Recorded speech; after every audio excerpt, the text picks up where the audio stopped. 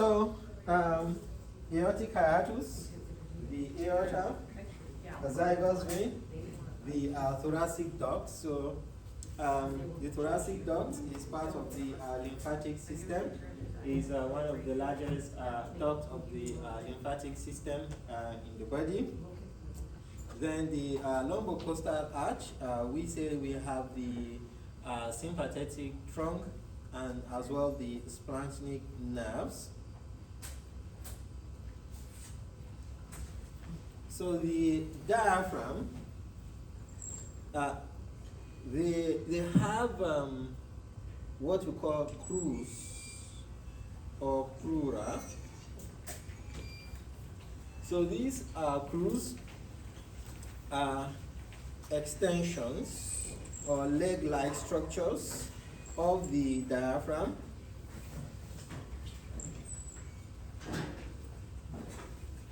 So this is the lumbar vertebrae.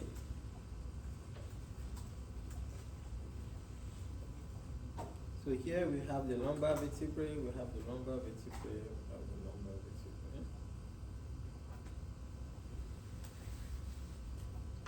So, and then here we have the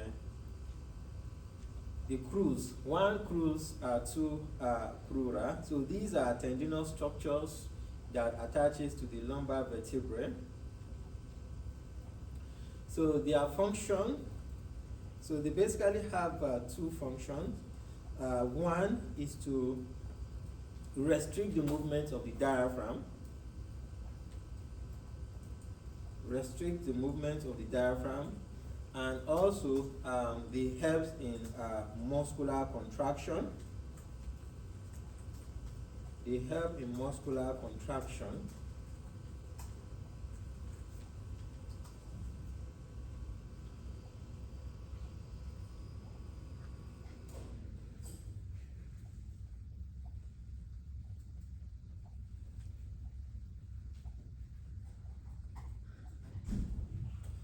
So recall we mentioned that the diaphragm is a dome shape. So this is what we have on the radiograph. So within the dome shape, the most cranial portion is what we refer to as the copula or the vertex. The copula or the vertex. So is this going to be tendinous or muscular? Muscular. Sure? Yeah. Not tendinous? No. So if this is the diaphragm, let's say we are viewing the diaphragm, a cross-sectional view. So all these here are muscles, and the center here is tendon. So that is why we say it is musculotendinous. So this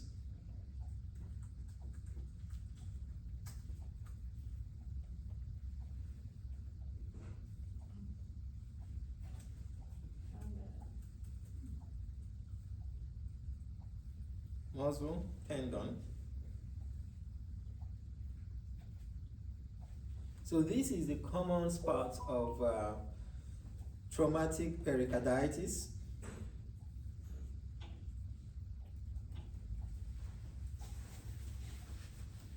Traumatic pericarditis.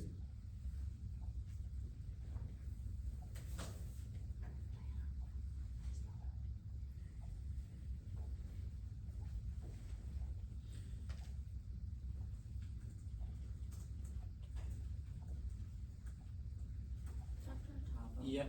What are you specifically referring to that for the traumatic pericarditis, where that specifically happens? So, have you heard of hardware disease?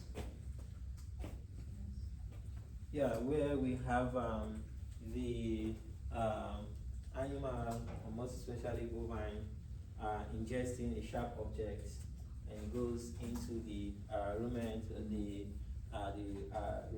reticulum, and the reticulum is in direct contact with the stomach, is in direct contact with the diaphragm. So during motility, movement of the content of the stomach, this sharp object pierces the reticulum and subsequently the diaphragm. That point where it punctures the diaphragm is usually the tendinous portion. And this subsequently goes into the thoracic cavity to get to the pericardium, which is the external covering or the serosal covering of the heart. So, and when you are having these affecting the pericardium of the heart, then we refer to this as pericarditis, so traumatic pericarditis. So we are going to look at this when we come to talk about the contents of the abdominal organ proper.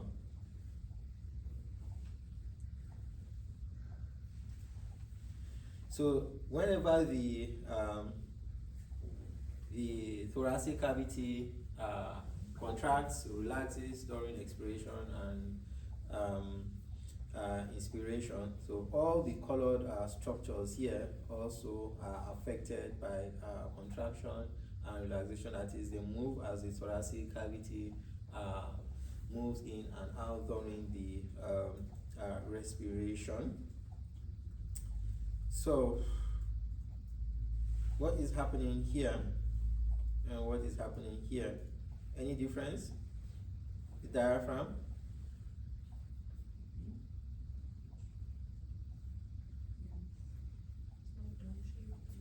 Yeah, so it is supposed to be dome shaped here, but here it is not. It's like a straight line. Yeah. So if you see this consistently in an animal, it's suggestive of asthma. So air goes in, doesn't comes out.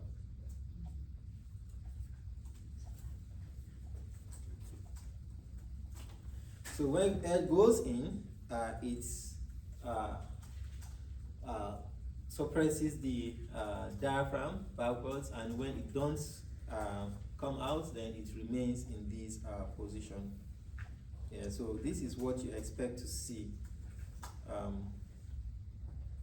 at all times in a normal condition. So here we have crura, the yellow line here. These are the crura. So you can see that on the right lateral view, they are kind of parallel to one another. But on the left lateral view, they kind of crosses one another here. So it is normal.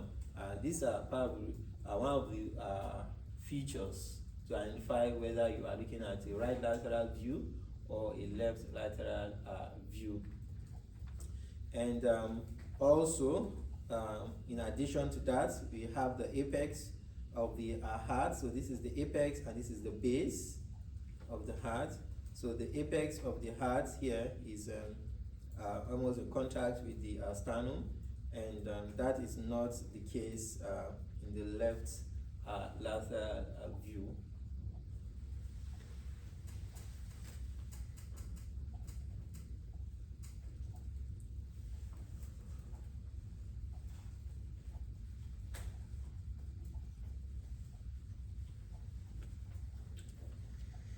So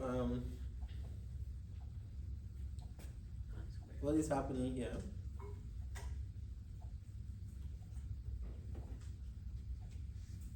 Is this supposed to be the diaphragm or is just something? There's something there. So this is, if you see this, then it suggests of hernia.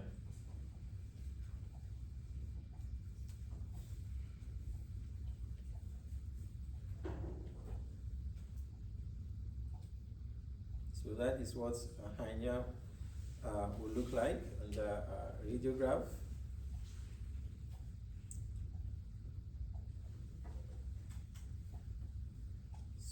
see if you have more pictures here. So this is a case of a cat that think fell from the second floor and kind of have increased difficulty in breathing, and a radiograph was performed. Here, this context here is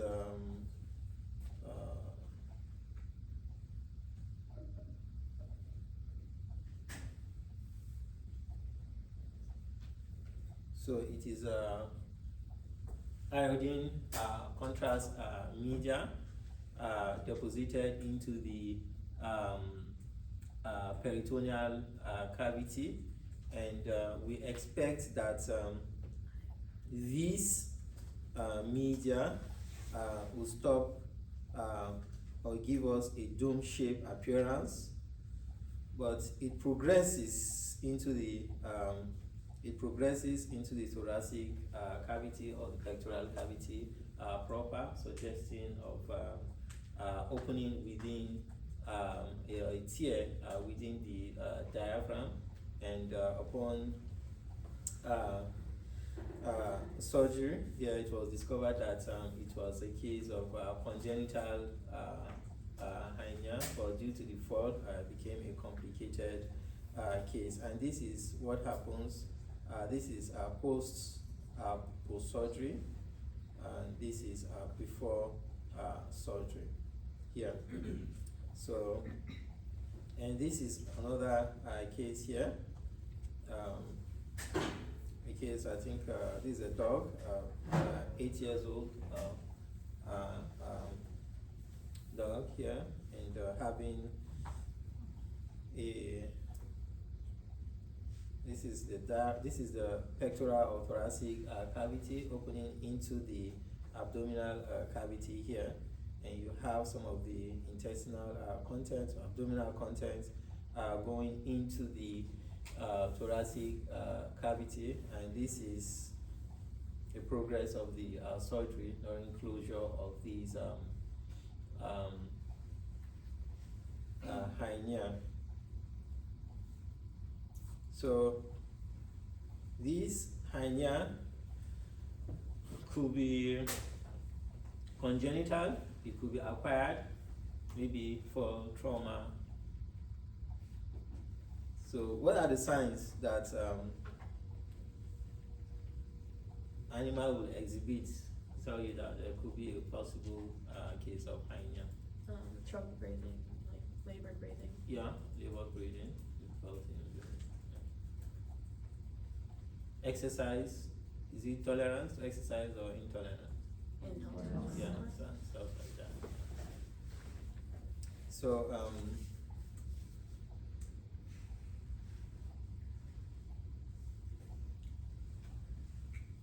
thoracostomy surgery has to do with surgical incision into the thoracic cavity, and this is one of the deadliest surgery out there, and the reason is because of the need to maintain consistent or constant pressure and volume within the thoracic cavity. You don't need that for the abdominal cavity or laparotomy incision, but for the incision into the thoracic cavity, this is required. So when we have so this we try to mimic expiratory and inspiratory phases during respiration. So this will mimic decrease in pressure and increase in volume, and this will mimic increase in pressure and decrease in volume.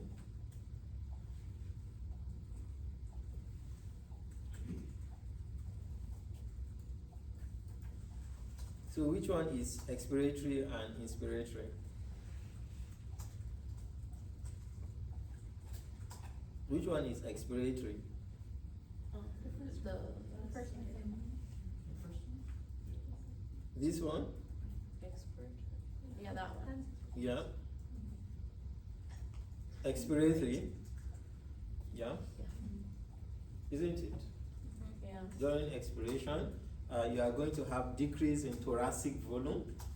You are also going to have an increase in thoracic pressure, and you are also going to have increase in organ wall contact. That is, you're going to have the contact between the lungs and the wall. You're going to have increase in contact.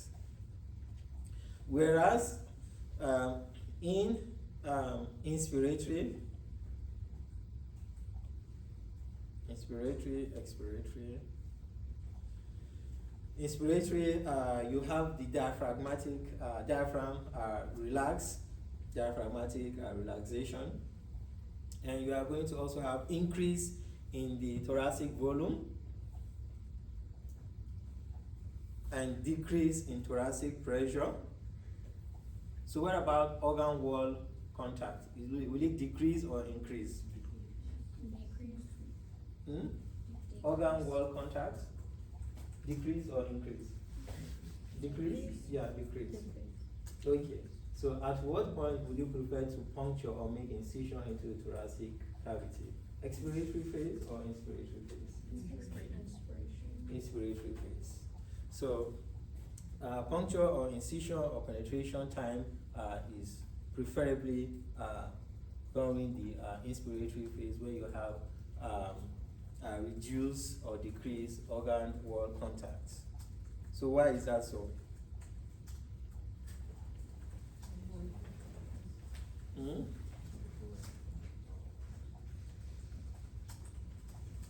Or we just like it that way? Hmm? Why is that so? If you know the answer, you should know why. To increase chance of functional To decrease the chance of functional bleeding. yeah. So innervation of the diaphragm. The diaphragm is innervated by phrenic nerve. Did you mention phrenic nerve last semester? I believe so, yes. Okay. So it is. It has several blood supply. There we have the one here, the musculophrenic artery. We also have the pericardiacophrenic artery. We also have the caudal phrenic. We call it caudal phrenic artery. So we also have cranial phrenic artery, only in equine. This is present only in equine.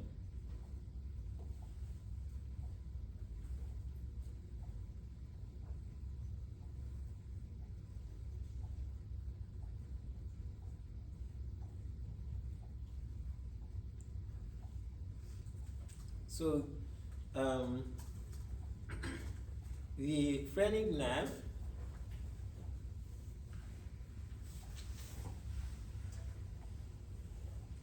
C5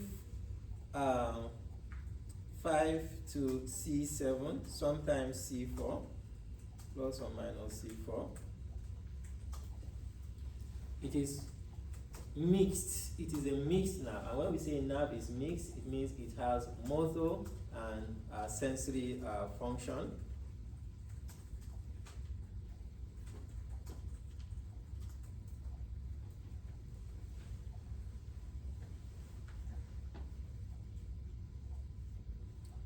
So I'll encourage you to look at this structure here. Take your time, go home, take your time, look at this structure, try to assimilate everything and have the picture in your head.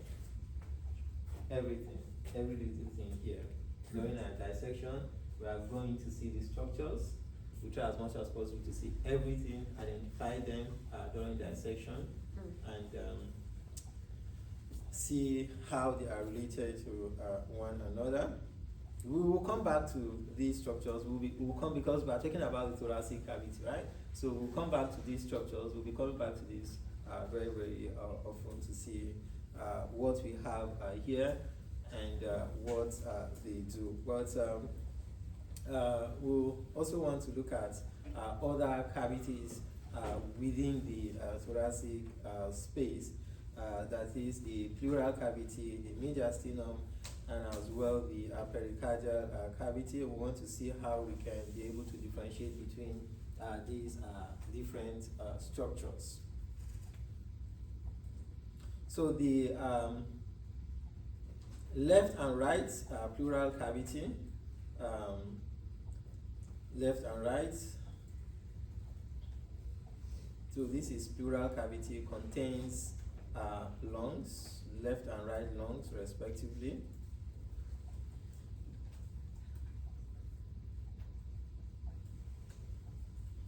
So this is serosa, but now we are going to refer to this serosa as pleura because we are in the thoracic cavity. So recall, we mentioned that this serosa has mesothelium, or mesothelial lining. So this mesothelium is a double wall, that is, it lines both the abdominal, the thoracic cavity, and as well the organs. So similarly, within the abdominal cavity, where we have the peritoneum also is double wall. We have part of it attached to the abdominal wall, and some also surrounding the organs, that is the visceral organs. So it's the same thing here. If you have seen lung tissues, fresh lung tissues, whether in the abattoir or slaughter house, you see that it appears shiny in nature. So that's serosa or pleura gives it the shiny nature. So it adheres closely to the lung. So this brings us to the visceral and the parietal pleura. So the visceral pleura adheres closely to the lungs, whereas the parietal pleura, this lines the wall of the thoracic cavity. So we'll go further into dividing these the parietal pleura into different types. That is, here, this is where we have our dome-shaped diaphragm. So this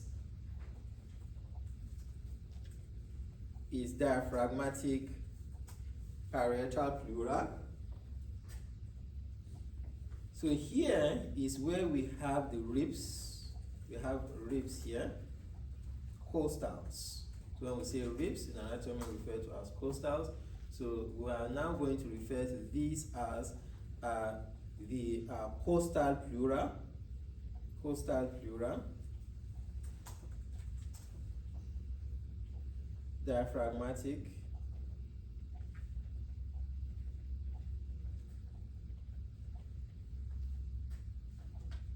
Costal pleura.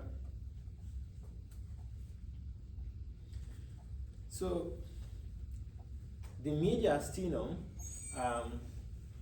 is the center of the thoracic cavity. The mediastinum is the center of the thoracic cavity. So we have this pleura also within the mediastinum, and this is going to be referred to as the mediastinal pleura.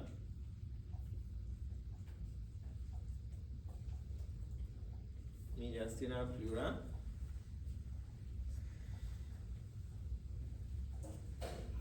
So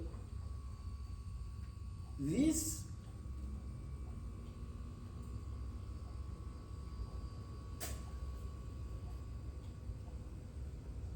plural here exceed the points of the first rib, forming what we call cervical parietal pleura or cupular pleura, or some will call it cupular pleura.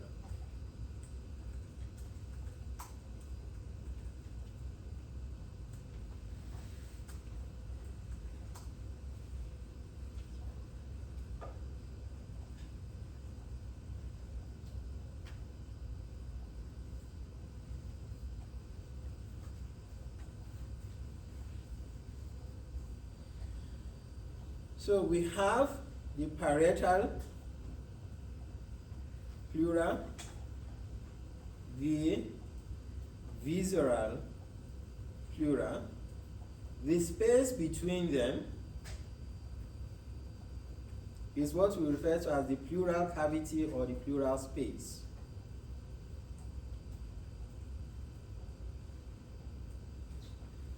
The pleural cavity or the pleural space.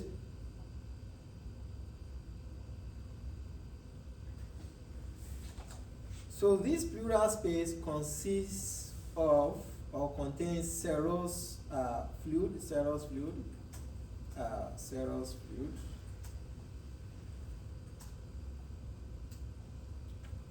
and this serous fluid is being secreted by the serosa of the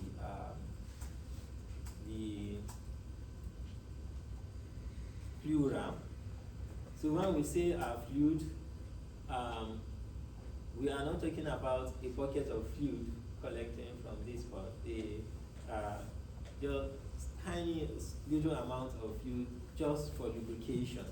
So if you have excess amount of fluid within this space, then it becomes a pathology or anomaly, and it compresses the lungs, inhibiting inspiration.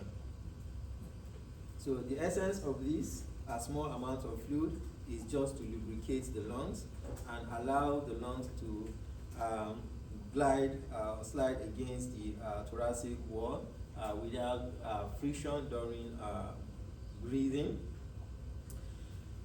And this also helps to suspend. So we refer to this as fixation. At the beginning of our lecture, we refer to this as fixation, so we either call it fixation or suspend.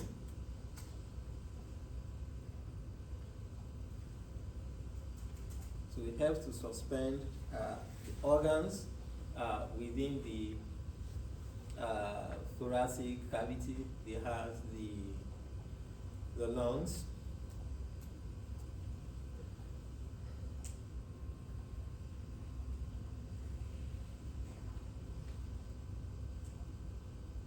Have you done histology? Have you studied histology? Yeah. Okay. You heard of mesothelium? Yes. So, what type of epithelium? Are they epithelium? If they are, what type of epithelial cells? Are they simple squamous? Are they columnar? The simple squamous. Yeah. Yeah, simple squamous.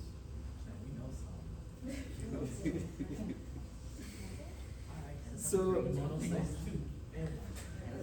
we have the mediastinum. The mediastinal space here, bounded by the mediastinal pleura. So in this class, we are going to divide this mediastinal space into three: the cranial, middle, and caudal. And it is important for you to be able to identify what structures are found within the different parts of the mediastinum.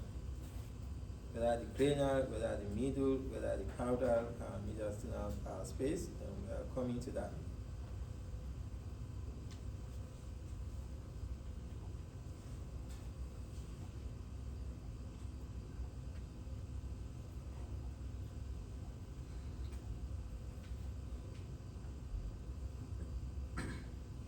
What's the difference?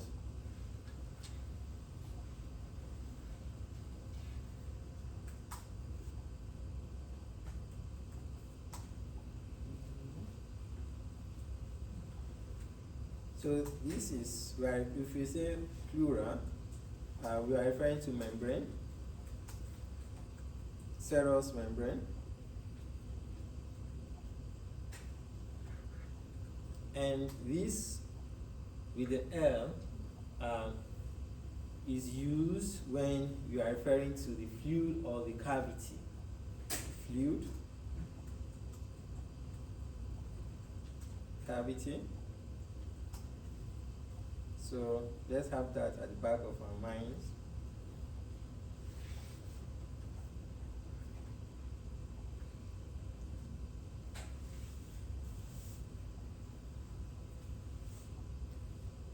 So we have seen the mediastinal space, we have seen the pleural space, and now we are going to look at the pericardial space. The pericardial space allows the heart to breathe freely, and it is also divided into two.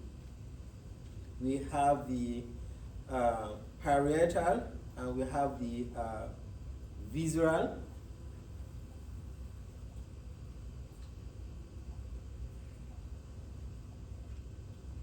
So by the time we get to cardiovascular system, we'll be mentioning words like pericardium and epicardium.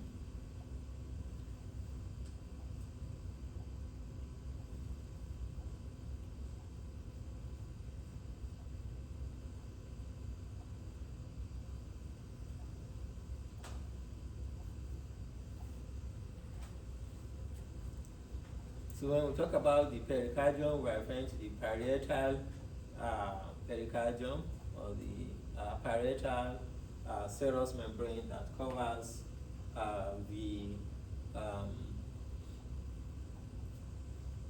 heart, or the epicardium, the visceral serous membrane that is in a position or close that adheres closely to the heart itself. So there is a space between these two structures referred to as the pericardial space, or the pericardial cavity. So sometimes we could have a pathology or anomaly whereby we have fluid accumulation within this space, also inhibiting filling in of the heart, that is the heartbeat. So what is pneumothorax?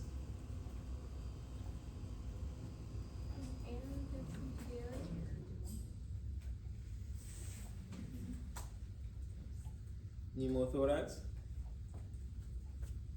Air, yeah? Air into the thoracic cavity. So, what are the different ways that you can have air coming into the thoracic cavity? Any puncturing now? Or like What is puncturing? What is puncturing what? something from the outside going. Okay. Yeah, so you can have something from the outside. So you can have external and internal. So you can have, whenever you have a puncture within the lungs, air comes into the lungs as well. So when you have a leakage within the lungs, the air that goes into the trachea, the bronchioles to the lungs, also escape into the thoracic cavity. And when you have an external puncture from the exterior through the intercostal spaces, then whichever way you most likely end up having pneumothorax. And what are the signs exhibited in cases of pneumothorax in animals? Lung collapse.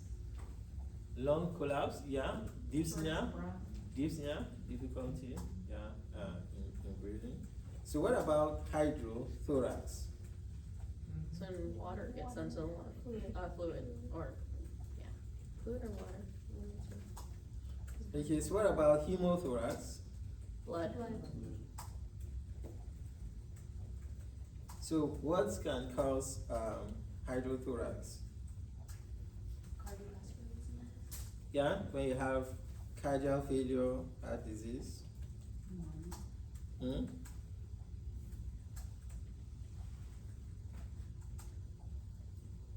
Have you started pathology? No. Okay. Renal failure. Have you heard of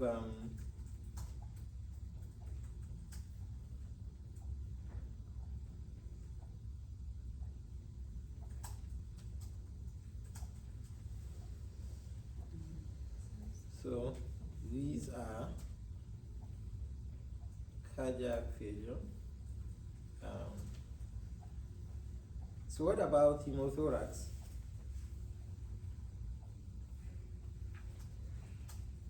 So here, when you have rupture of any of the vessels, we have so many great vessels, smaller vessels within the thoracic cavity, the cranial vena cava, caudal vena cava, aorta, etc. So whenever you have a rupture of these,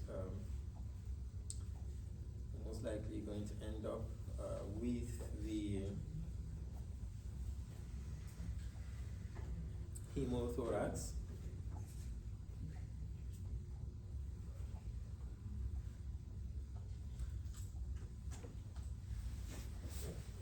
So we have seen these, the pleural space, the parietal pleura, the visceral pleura. We have seen the cupula.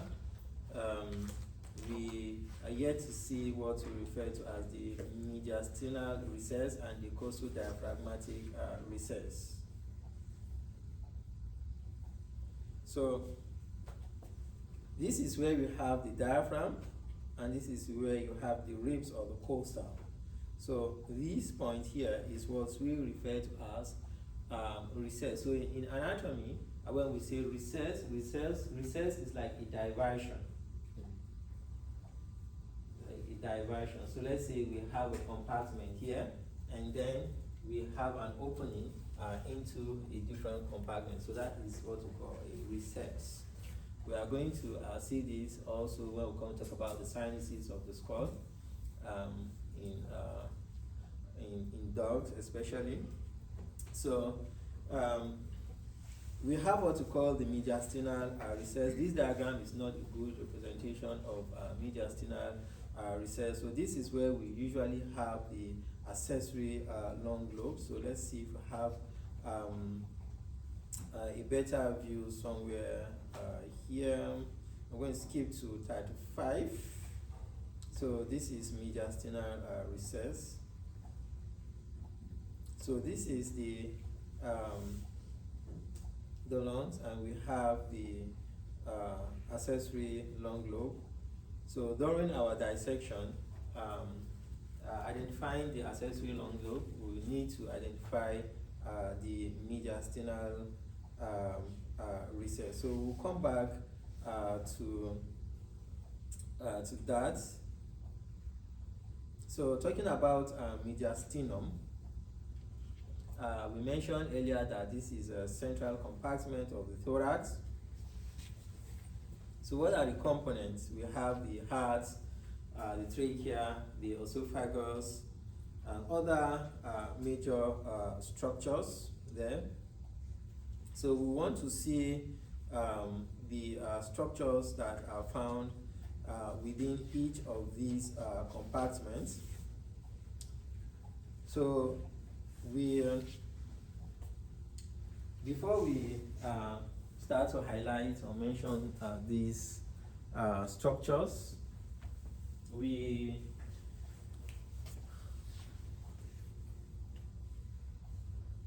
want to talk about thoracentesis, or some will call it thoracocentesis. Who know what this is?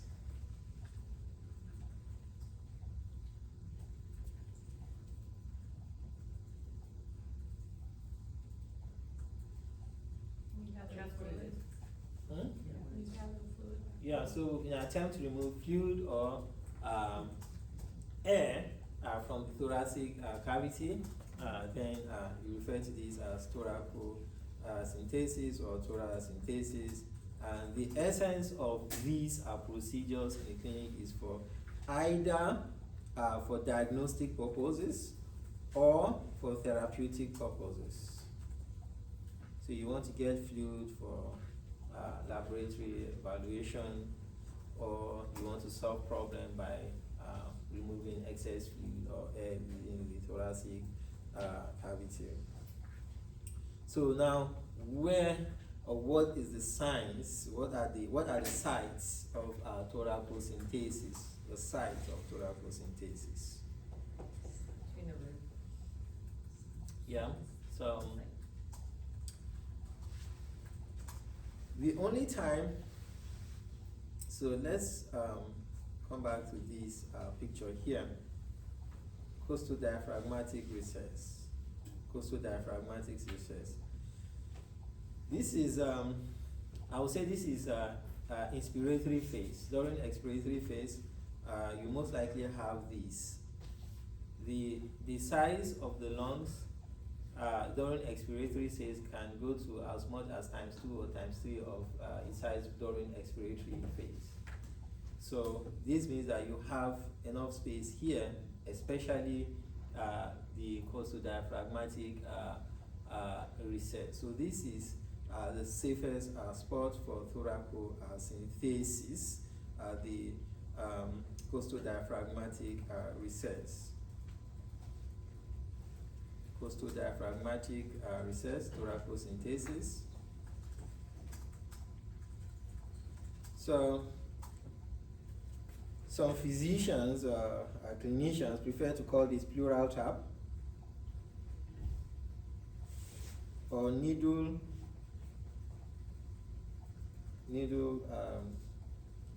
So I'm going to mention all the names that I know we will most likely come across in case we have any question, so that someone may say, no, we just said thoracocentesis or thoracentesis, we didn't mention this, we didn't mention that. So here they are. So here I call them needle decompression, pleural tap, needle thoracostomy.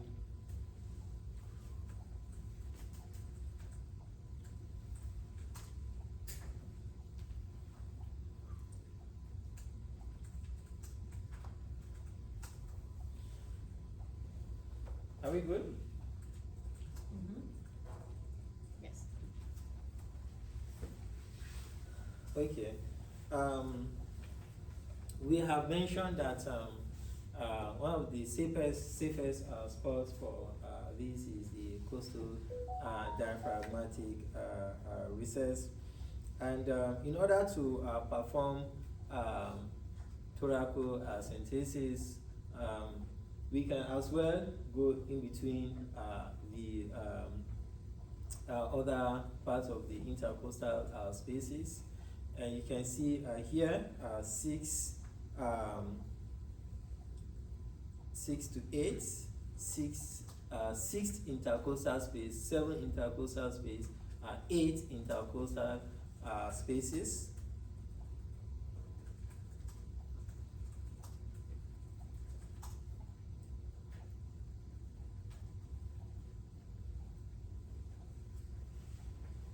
So you want to perform this somewhere close to the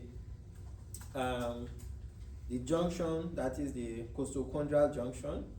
Costochondral junction. So this is the costochondral junction. Costochondral junction.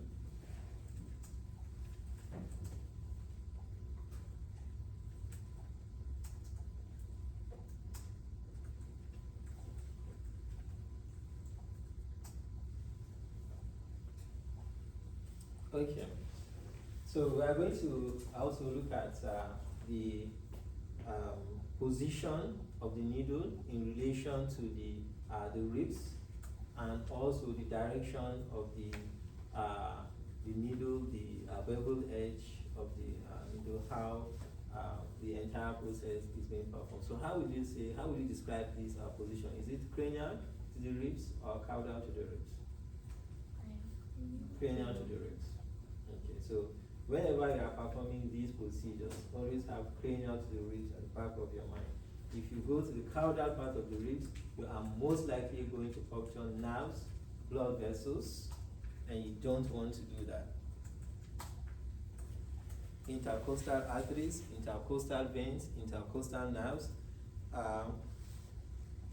somewhere here.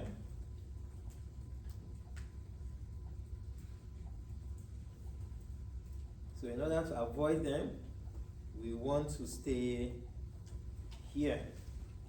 Want to stay here. Want to stay here while performing this procedure.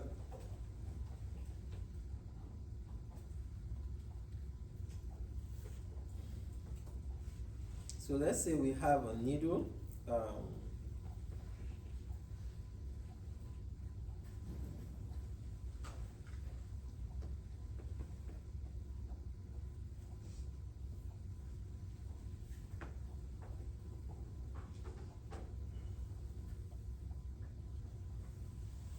So let's say these are the beveled edges of the needle. So how will you prefer to position your needle? The top one? Why? So which one is most likely going to puncture the lungs? The top or the bottom? Top. So then why do you want to choose the top? You should change your mind. She changed my mind. You change your answer. Changed my answer. I'm confused. So,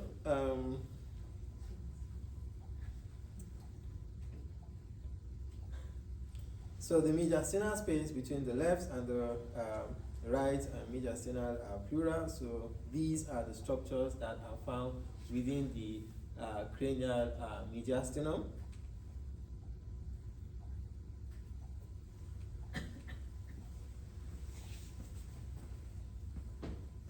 So there are some structures that are missing here. So we want to mention them. Okay, let's see. Do we have subclavian artery and vein listed here? So we want to add them as well. So subclavian, left and right subclavian.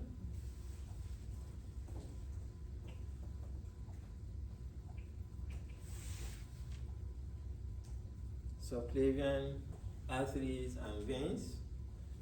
Is vagus nerve listed here? Yeah, I can see vagus nerve. I see that. Yeah. I see So right, yeah. left and right vagus nerve, phrenic nerve. Yes. What about recurrent laryngeal nerve? So also want to include that. Recurrent, left and right recurrence. Recurrent laryngeal nerve. Longus colli, muscles of the neck. We also want to include that. Longus colli.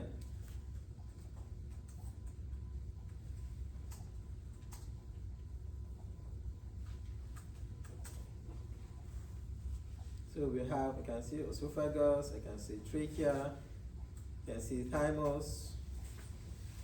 So these are the structures we want to see within the cranial mediastinum.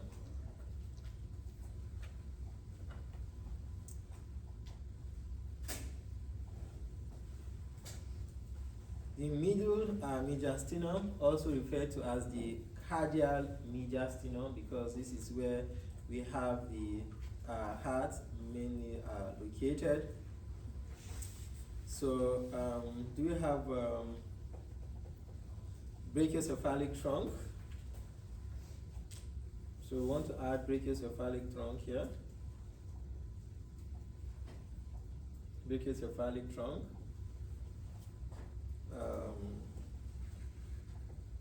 Subclavian artery and vein, we also want to add that here. Costocervical trunk. Costocervical trunk. Vertebral arteries.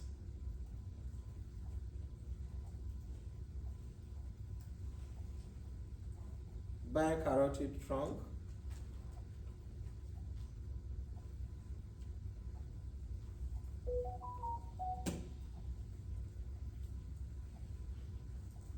Internal thoracic arteries, internal thoracic arteries and veins.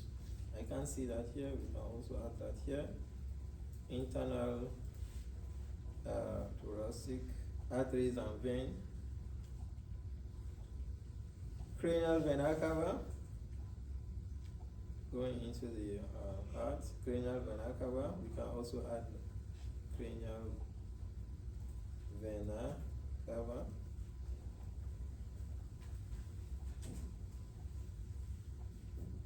Okay, we have recurrent laryngeal nerve, thoracic ducts.